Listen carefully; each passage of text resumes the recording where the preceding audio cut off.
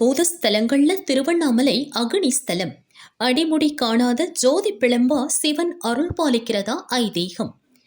அண்ணாமலையார் கோவில்ல மார்கழி வளர்பிறை பிரதோஷத்தை முன்னிட்டு சிறப்பு பூஜைகள் நடந்துச்சு.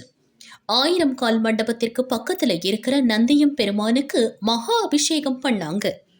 நினைத்த காரியம் வெற்றியாகணும், திருமணம் கைகூடணும், குழந்தை பாக்கியம் கிடைக்கணும்னு ஆயிரக்கணக்கான பக்தர்கள் சுவாமிக்கு அபிஷேக பொருட்கள் வாங்கி கொடுத்தாங்க. பக்தர்கள் கொடுத்த 1000 லிட்டர் பால், 500 லிட்டர் தயிர், 108 கிலோ விபூதியை வச்சு நந்தி பகவானுக்கு அபிஷேகம் செய்யப்பட்டுச்சு. பின்னர் சர்வ புஷ்ப அலங்காரத்தில் மகா தீப ஆராதனைகள் நடைபெற்றன.